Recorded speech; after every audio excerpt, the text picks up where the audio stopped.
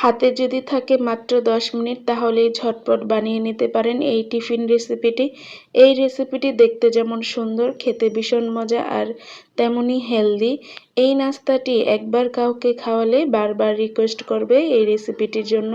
আসসালামু আলাইকুম বন্ধুরা, স্বাগত জানাচ্ছি তোমাদের নতুন একটি রেসিপি দেখার জন্য। আশা করছি আজকের রেসিপিটিও তোমাদের কাছে ভীষণ ভালো লাগবে। আজকের রেসিপির জন্য এখানে আমি একটা মিক্সিং বল নিয়েছি। এর মধ্যে দিয়ে দিলাম 1 কাপ আটা। চাইলে তোমরা এই রেসিপিটা ময়দা দিয়েও করতে পারো। এখানে দিয়ে দিলাম মিডিয়াম সাইজের একটা পেঁয়াজ কুচি, দিয়ে দেব মিডিয়াম সাইজের একটা টমেটো কুচি, কাঁচামরিচ কুচি দিব আমাদের স্বাদ অনুযায়ী। আমি একটু ঝাল খেতে পছন্দ করি, তোমরা যদি ঝাল কম খাও তাহলে কম বেশি করে দিতে পারো।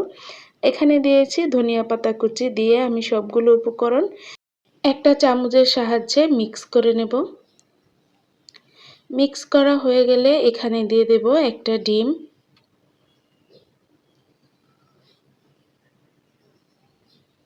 দিয়ে দেব স্বাদ মতো লবণ,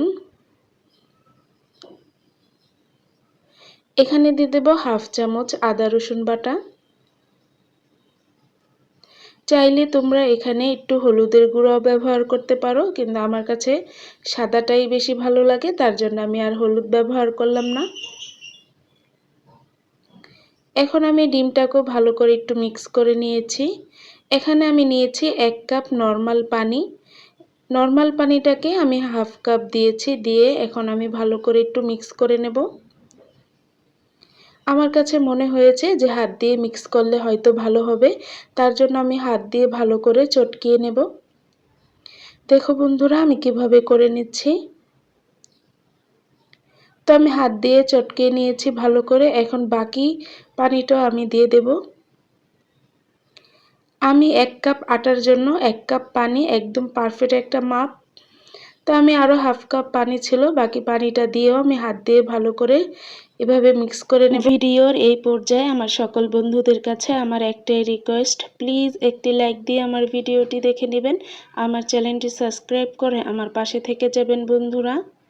দেখুন আমি হাত দিয়ে ভালো করে চটকিয়ে ব্যাটারটা করে নিয়েছি। দেখুন বন্ধুরা ব্যাটারটা দেখতে কত সুন্দর হয়েছে।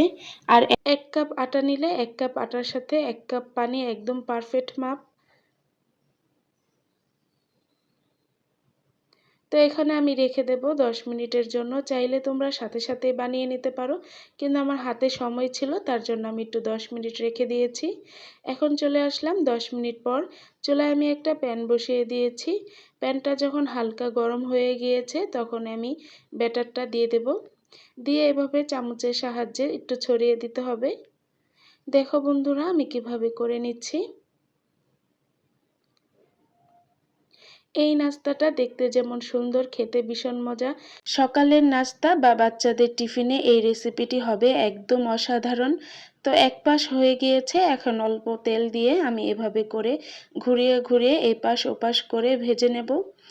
এই রেসিপিটি যেমন হেলদি তেমনই অনেক মজাদার। একবার কাউকে খাওয়ালে বারবার রিকোয়েস্ট করবে এই রেসিপিটির জন্য।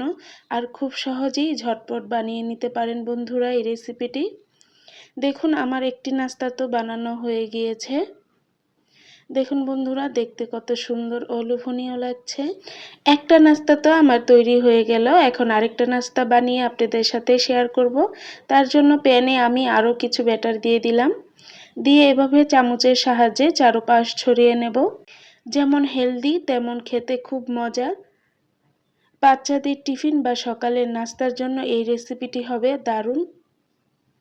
দেখুন বন্ধুরা এক পাশ হয়ে গিয়েছে, এখন আমি অল্প তেল দিয়ে দিলাম। দিয়ে আবারও এভাবে ঘুরিয়ে এই পাশ ওপাশ করে ভেজে নেব।